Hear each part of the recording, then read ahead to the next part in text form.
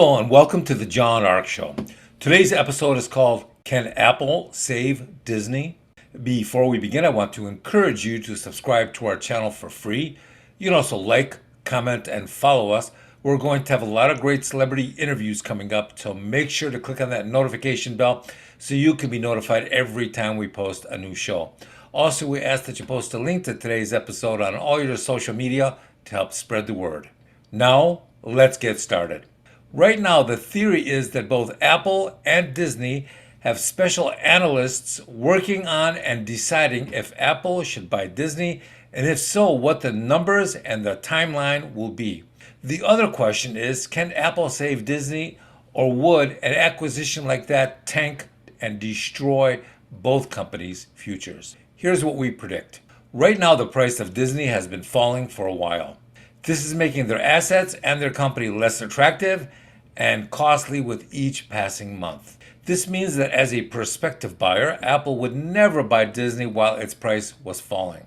The longer and faster the Disney prices fall, the more affordable it becomes to Apple. And the more of Apple Disney can afford to purchase, the more attractive the deal is to them.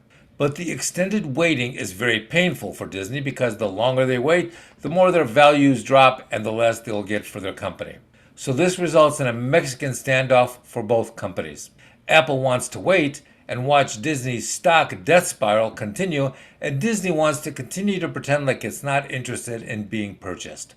And while all of this is happening, Disney's stock continues to fall. You know what else is falling?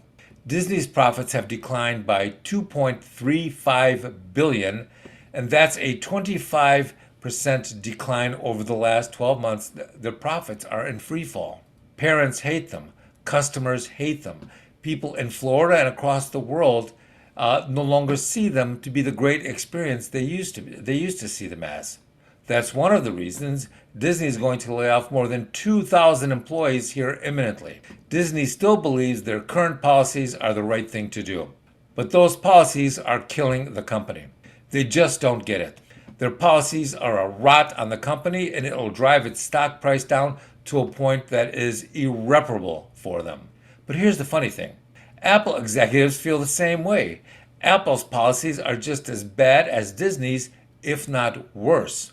And nobody in the C-suite of either company can see this or accept it. They're all just too worried about their bonuses. They're like the blind leading the blind. They all refuse to believe their eyes and accept that they're headed for the iceberg. And at some point, they'll hit that iceberg and sink both companies. So what should be done?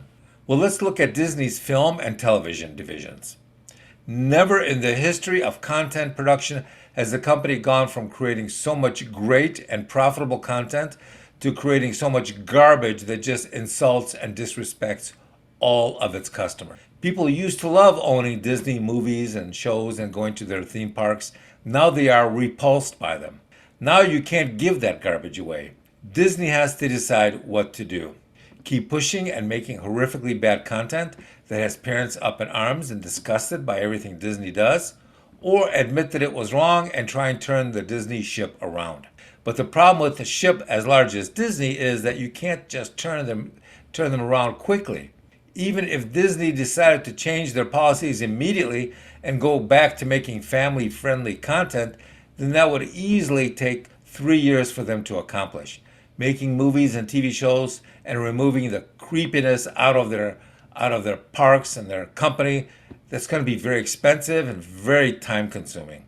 And the entire time they're doing it, their staff will secretly fight them every step of the way because the culture over there is one that's all about preserving the current creepiness. So what do we think will happen? Perhaps Apple may not be the right buyer for Disney.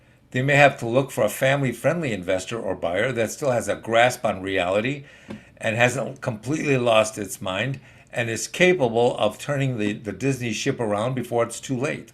The amount of hate the public has is growing for Disney now. It's growing exponentially.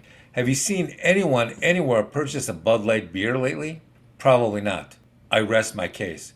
That's the level of brand suicide we're talking about here. It's probably just irreparable at this point. Good luck. Thank you for watching.